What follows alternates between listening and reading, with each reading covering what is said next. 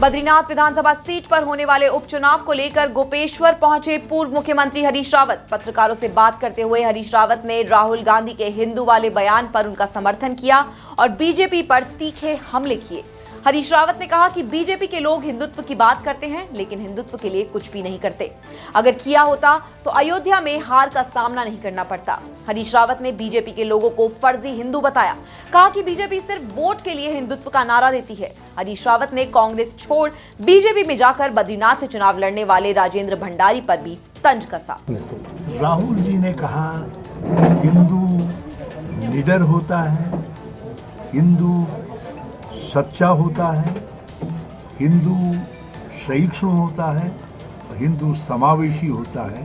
और उन्होंने भगवान शिव की फोटो दिखा करके, जिसमें उन्होंने अपनी बाईं तरफ त्रिशूल गाड़ रखा है, गले में दुस्तर है, तो दिखा करके कहा कि जिस तरीके से भगवान शिव जो है निडर हैं, निर्भीक हैं, सत्य के साथ रहते हैं और डराते नहीं हैं, उन्होंने अपना त्रिशूल बाईं तरफ गाड़ रखा है, दाईं तरफ के बजाय। इस बात का प्रतीक है कि डरो मत, ये शक्ति का प्रतीक है जो है। नई टिहरी में बीजेपी कार्यकर्ताओं ने राहुल गांधी का उनके हिंसक हिंदू वाले बयान का विरोध करते हुए पुतला फूका। नई टिहरी के हनुमान चौक पर बीजेपी कार्यकर्ता एकजुट हुए और राहुल गांधी के खिलाफ नारेबाजी की। पुतला फूंकते हुए बीजेपी नेताओं ने कहा कि राहुल गांधी अपनी बालक बुद्धि के कारण ऐसे बयान देते हैं जो देश के खिलाफ होते हैं। राहुल को अपने हिंदू वाले बयान के लिए पूरे देश के हिंदू समाज से माफी मांगनी चाहिए। कांग्रेस सांसद राहुल गांधी के लोकसभा में हिंदू पर दिए बयान को लेकर बवाल मचा हुआ है। इस बीच राहुल गांधी के बयान पर शंकराचार्य अविमुक्तेश्वरानंद सरस्वती ने प्रतिक्रिया दी है। उनका कहना है कि कोई भी राजनीतिक दल सच्चा हिंदू हितैषी नहीं है, क्योंकि कोई भी दल अभी तक हिंदू धर्म में मां का दर्जा प्राप्त गौ माता के लिए गौ रक्षा कानून नहीं ला पाया है। अविमुक्तेश्वरानंद ने कहा कि राहुल गांधी संसद में जो कहते हैं वो एक राजनीतिक वक्तव्य है, लेकिन सच्चा हिंदू वो है जो गौ रक्षा कानून लेकर आएगा। और हिंदुओं का सबसे बड़ा दुख ये है कि सरकार प्रायोजित गौ हत्या हो रही है, गाय का मांस एक्सपोर्ट किया जा रहा है, लाइसेंस दिए जा रहे हैं, बूचड़खानों को आधुनिक बनाया जा रहा है। तो ये अगर हिंदू हितैषी कोई भी राजनीतिक दल है भारत का सचमुच, तो उसको गौ रक्षा का बिल लेकर के आना चाहिए, उसको पास कराना चाहिए। आरएसएस प्रमुख मोहन भागवत ने किया ऋषिकेश का दौरा। भागवत ने ऋषिकेश के अपने इस दौरे में माधव सेवा विश्राम सदन का लोकार्पण किया। इस भवन में 430 लोगों के ठहरने की व्यवस्था है। एम्स में आने वाले मरीजों और उनके तीमारदारों को यहां सुविधा मिल सकेगी।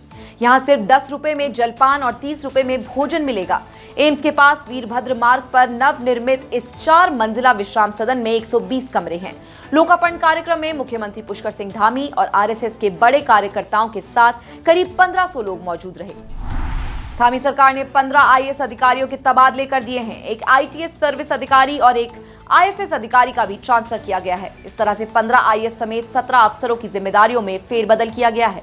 अपर मुख्य सचिव आनंद बर्धन से आवास, प्रमुख सचिव आरके सुधांशु से शहरी विकास और सचिव डॉक्टर रंजीत सिन्हा से आपदा प्रबंधन विभाग का जिम्मा हटा दिया गया है। चुनाव आयोग के निर्देश के बाद गृह विभाग की जो जिम्मेदारी सचिव दिलीप जावलकर को दी गई थी, वह जिम्मेदारी अब उनसे वापस ले ली गई है। गृह विभाग फिर से सचिव शैलेश बगोली को दे दिया गया है। इसके अलावा शैलेश बगोली को पेयजल की भी जिम्मेदारी दी गई है। वहीं आवास विभाग अब सचिव मीनाक्षी सुंदरम को दे दिया गया है। उत्तराखंड में 4 धाम यात्रा पर आए 2 और यात्रियों की मौत हो गई। ये जानकारी राज्य आपदा परिचालन केंद्र के हवाले से सामने आई है। अधिकारियों के मुताबिक बद्रीनाथ और केदारनाथ धाम में एक यात्रियों की जान गई है। मौत के पीछे की वजह स्वास्थ्य संबंधी समस्याएं हैं। इन 2 मौतों के बाद 4 धाम यात्रा के दौरान जान गंवाने वाले यात्रियों की संख्या अब 164 हो गई है। केदारनाथ में सबसे ज्यादा 78 यात्रियों की मौत हुई है। युवती से अश्लील बातचीत करने के मामले में निलंबित पंतनगर थाना प्रभारी राजेंद्र सिंह डांगी की गिरफ्तारी की मांग को लेकर कांग्रेसियों ने बारिश के बीच एसएसपी कार्यालय के बाहर धरना किया।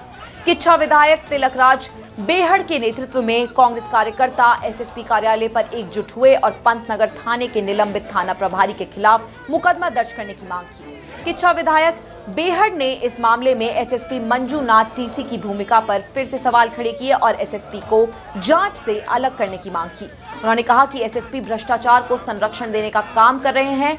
बेहड़ ने डांगी की गिरफ्तारी न होने पर बड़ा आंदोलन करने का भी ऐलान किया है।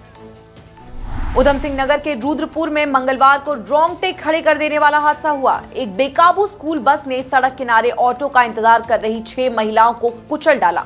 हादसे का सीसीटीवी वीडियो सामने आया है। इस हादसे में एक महिला की मौके पर ही मौत हो गई, जबकि 5 बुरी तरह से घायल है। सभी महिलाएं फैक्ट्री में काम करती थी और फैक्ट्री से छुट्टी होने के बाद घर जाने के लिए सड़क किनारे खड़ी थी।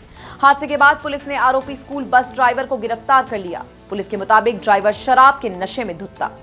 केदार घाटी के रूमसी में बादल फटने से भारी नुकसान हुआ है। एक स्कूल का रास्ता ध्वस्त हो गया है तो कई खेतों तक पहाड़ों से भारी मलबा आ गया है। घटना की सूचना मिलते ही आपदा प्रबंधन और राजस्व विभाग के अधिकारियों की टीम मौके पर पहुंच गई। अधिकारियों के मुताबिक घटना में किसी की जान को नुकसान नहीं पहुंचा है। बादल फटने से जहां जहां मलबा आया है उसे हटाने का काम जारी है। रुद्रप्रयाग में अलकनंदा रौद्र रूप दिखाने लगी है। बद्रीनाथ धाम समेत पहाड़ी क्षेत्रों पर हो रही बारिश की वजह से अलकनंदा नदी का जल स्तर रुद्रप्रयाग में तेजी से बढ़ रहा है। पानी खतरे के निशान के करीब पहुंच गया है। नदी किनारे स्थित सभी घाट पूरी तरह से जलमग्न हो गए हैं। रुद्रप्रयाग में अलकनंदा किनारे करीब 15 मीटर दूर भगवान शिव की 10 फीट से ज्यादा ऊंची मूर्ति है। नदी का पानी इस मूर्ति के गले तक पहुंच चुका है। ये हाल तब है जब रुद्रप्रयाग में मानसूनी बारिश का सिलसिला शुरू भी नहीं हुआ है।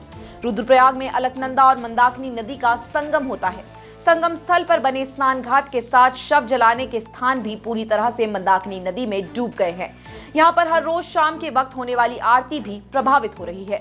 खतरे को देखते हुए प्रशासन नदी किनारे रहने वाले लोगों को लगातार अलर्ट कर रही है।